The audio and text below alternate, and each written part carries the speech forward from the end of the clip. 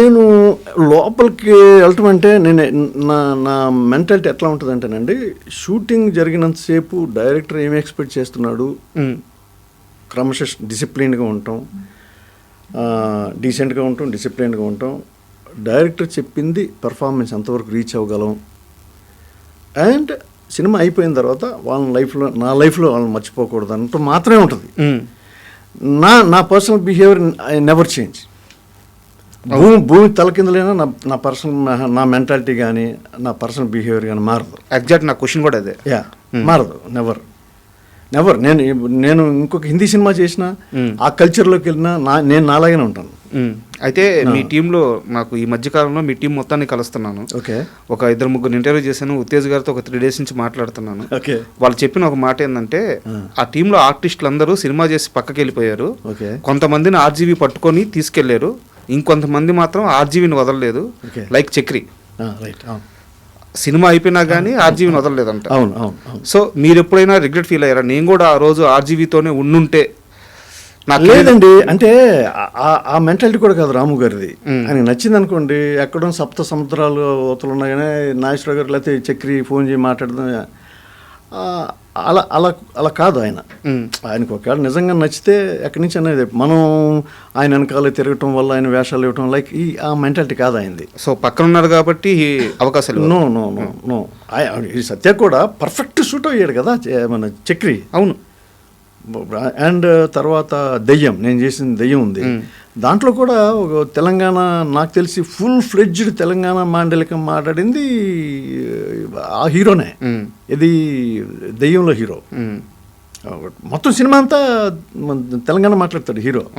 అప్పటి వరకు అంతకుముందు వరకు మరి వచ్చినవో లేదు నాకు తెలియదు, కానీ విలన్స్ క్యారెక్టర్ చిన్న సీక్వెన్స్లు ఉండే క్యారెక్టర్, ఈవెన్ విలన్స్ మాట్లాడతారు, చిన్న క్యారెక్టర్ ఆర్టిస్టులు మాట్లాడతారు, కానీ ఫుల్ ఫ్లెడ్జ్డ్ ఒక హీరో మొత్తం సినిమా అంతా మాట్లాడింది అదే నాకు గుర్తుండి.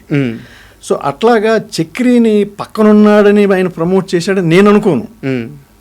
అదొక ప్లస్ పాయింట్ అయ్యి ఉండొచ్చు. But Satya perfect shoot అయ్యాడుగా.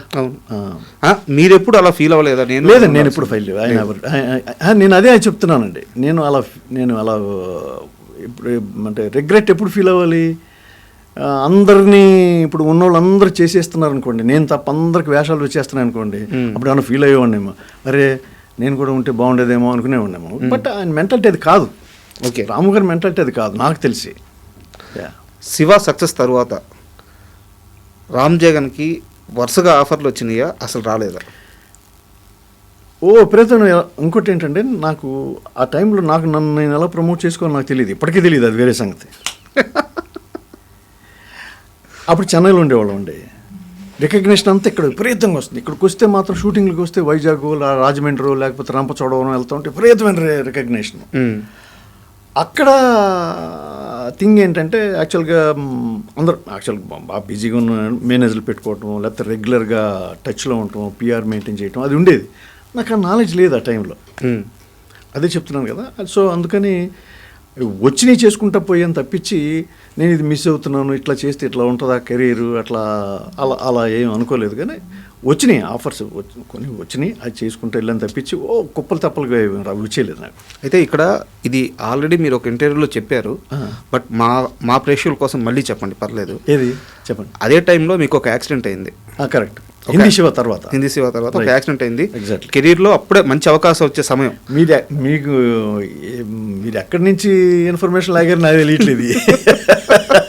కరెక్టే. ఆ యాక్సిడెంట్ అయిన సమయంలో అప్పటిదాకా మీకు పరిచయం లేని ఒక వ్యక్తి మిమ్మల్ని ఎత్తుక్కుంటూ వచ్చి మీరు హాస్పిటల్లో ఉన్నారని చెప్పి మీకు పండ్లు తీసుకొచ్చి పలకరించి మీకు ధైర్యం చెప్పి వెళ్ళారు. పరిచయం లేని వ్యక్తి కాదు, పరిచయం ఉన్న వ్యక్తే. ఆలీ హాస్పిటల్లో కదండి, ఫ్లాట్లోనే, హాస్పిటల్ నుంచి బ్యాండేజ్ వేసుకుని ఫ్లాట్లో ఉన్నా అని, అక్కడ మామూలం లలిత అపార్ట్మెంట్స్ అని అపార్ట్మెంట్ ఉంది, లలిత అపార్ట్మెంట్స్ ఇంకోటి ఏదో. నేను అట్లూరు వెంకట అని నా క్లాస్మేట్ వాడు ఇన్స్టిట్యూట్లో. సరే అంటే వెంకట్ని అడిగినట్టున్నాడు. వెంకట్ని అడిగితే అప్పుడు అది మీరు చెప్పిందే, వచ్చి ఫ్లాట్కి వచ్చి బిస్కెట్స్ అండ్ యాపిల్స్ ఇంకా అయ్యో గ్రేప్స్ అయ్యి ఉన్నట్టున్నాయి, అన్నీ తీసుకొచ్చి ఏంటి ఎలా జరిగింది ఇది అన్నాడు. సరే చెప్పాను. చెప్పిన తర్వాత నేను ఊటీ షూటింగ్ వెళ్తున్నా, వచ్చిన తర్వాత మళ్ళీ వస్తాం మళ్ళీ అన్నాడు. ఫోన్స్ లేవు కదండి. అంతే కదా సార్. మళ్ళీ వచ్చి కలుస్తాను ఇది అన్నాడు. అది ఎప్పటికీ నేను మర్చిపోనండి ఇలాంటివి. అంటే ఈ క్వశ్చన్ ఎందుకు అడిగానంటే సార్, అలీ గారంట ఇండస్ట్రీలో ఎవరైతే ఇబ్బందుల్లో ఉంటారో, ఎవరైతే పడిపోతారో ముందు వాళ్ళ దగ్గరికి వెళ్తారంట. ఓకే. అంటే మీరు ఆ ఇంటర్వ్యూలో చాలా ఎమోషనల్గా చెప్పారు, అలీ గారు ముందే చెప్పారు. ఓకే. బట్ పూరి జగన్నాథ్ గారు అచ్చా ఆలీతో సరదాగా దాంట్లో చెప్పారు మీరు చెప్పారు. Okay okay. నేను అక్కడ వినే ఈ క్వశ్చన్ అడుగుతాను. అచ్చా నేను మీకు ఎట్లా సపరేట్గా తెలిసిందా? లేదు అదే ఒక ఇంటర్వ్యూలో అని చెప్పి ముందే చెప్పాను. నిజం నిజం.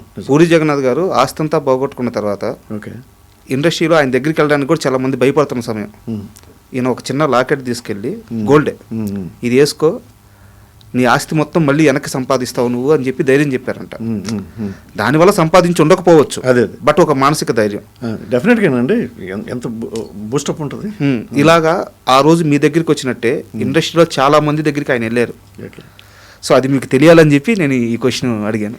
లేదు మంచి పాయింట్ అడిగారు, చెప్పారు కూడా. నేను ఆలీని చాలా దగ్గర నుంచి చాలా సంవత్సరాల నుంచి చూస్తున్నాను. అప్పుడు నా దగ్గరికి వచ్చినప్పుడు సైకిల్ ఉంది, అంత సైకిల్ మీద వచ్చేస్తాను. ఓకే. సైకిల్ మీద తిరిగేవాడు. బట్ అప్పుడు ఎలా ఉన్నాడో ఎప్పటికీ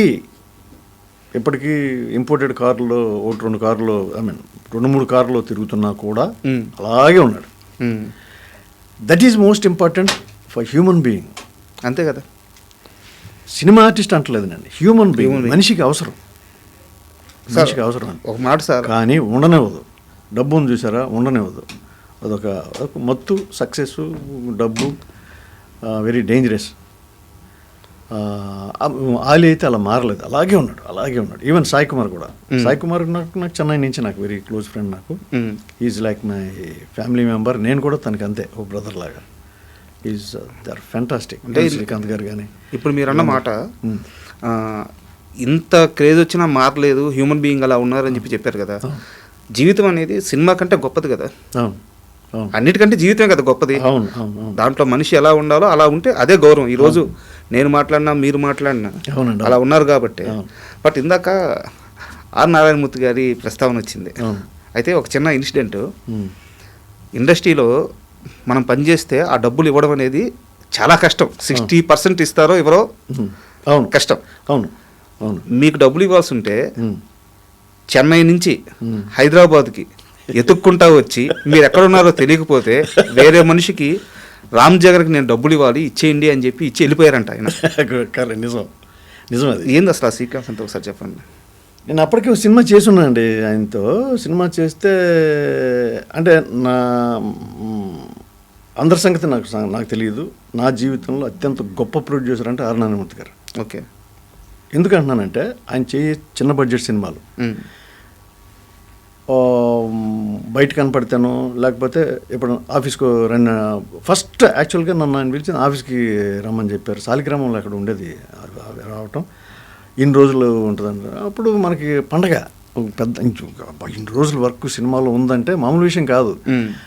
ఎక్కువ రోజులు ఉంది అంటే మంచి క్యారెక్టర్ అనమాట, పెద్ద క్యారెక్టర్ అనమాట అనుకుంటాం కదండి. అవునవును. అంటే ఎన్ని రోజులు షూటింగ్ వస్తుందో లేదు మనం వెళ్ళిన తర్వాత తెలుస్తుంది. పైగా ఆయన సినిమాలకు ఒకసారి వెళ్తే మళ్ళీ రావడానికి ఉండదుగా. అదే సరే అలాగే సార్ మీరు అక్కడే ఉండాలి మరి మనం. ఓకే సార్ డన్, మీకు ఇంత ఇస్తాను. అలాగే సార్ మీకు అడ్వాన్స్. అంత పర్ఫెక్ట్.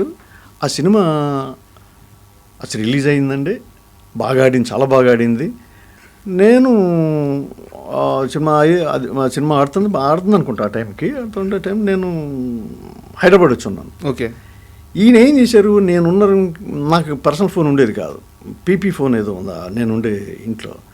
వచ్చి అడిగితే వాళ్ళు నా ఇంటి ఓనర్స్ చెప్పారంటే ఆయన షూటింగ్ వెళ్ళాడు, ఎప్పుడు వస్తారో తెలియదు. సరే ఈయనేంటి రెగ్యులర్గా హైదరాబాద్ వచ్చేవారు. ఎందుకు ప్రసాద్ ల్యాబ్ ఉంది కదండి. ప్రసాద్ ల్యాబ్లో ఆయన సినిమాలు ప్రతిదీ పోస్ట్ ప్రొడక్షన్ అంతా ప్రసాద్ ల్యాబ్లోనే జరుగుతుంది. సరే ఆయనకి చాలా క్రెడిబిలిటీ ఉంది అక్కడ, చాలా మంచి పేరు నారాయణమూర్తి గారికి అక్కడ. సరే ఆయనకు వస్తూ ఉండేవారంట. వచ్చినప్పుడు నేను దేవదాస్ కనకాల గారి దగ్గర చదివానని తెలిసి ఆయన ఇన్స్టిట్యూట్కి వచ్చారు. ఓకే. అప్పుడు సాగర్ సొసైటీలో ఉండేది దేవదాస్ కనకాల గారి ఇన్స్టిట్యూట్. ఓకే. ఆయన దగ్గరకు వచ్చి, గురుగారు మీ శిష్యుడు జగను ఇలాగ మన సినిమాలో చేశాడు కదా, దేవదాస్ గారు కూడా చేసినట్టున్నారండి ఆ సినిమాలో. Movie name sir? అడవి దివిటీలో సంథింగ్ ఏదో ఉంది సినిమా. ఓకే. అది ఆయన మాస్టర్ కూడా చేసినట్టున్నారు, దేవదాస్ గారు ఖాన్ గారు కూడా చేసినట్టున్నారు. సరే అది తెలియదు, నాకు గుర్తులేదు. కానీ వచ్చి ఇదిగో మీ ఓడికి అదే మీ శిష్యుడికి నేను డబ్బులు ఇవ్వాలి, నేను వెళ్ళి ఇంటి వాళ్ళని వెళ్ళి అడిగితే, అదే ఆయన ఉండే ఇంటి వాళ్ళు అడిగితే ఇలాగ షూటింగ్ వచ్చారని చెప్పారు. అంటే అవునండి నిన్న వచ్చాడు, మళ్ళీ షూటింగ్ కంప్లీట్ అయిన తర్వాత వెళ్ళే ముందు వస్తానని చెప్పాడు నాతో, నా దగ్గరికి వస్తాడు కంపల్సరీ జగన్, ఏదో ఇక్కడ ఏదో హోటల్ పేరు ఏదో చెప్పాడు నాకు. అదంటే సరే సరే గురుగారు ఇదిగో ఈ డబ్బు ఆయనకి ఇవ్వాలి, ఇచ్చేసేయండి అని చెప్పి వెళ్ళాడు ఆయన.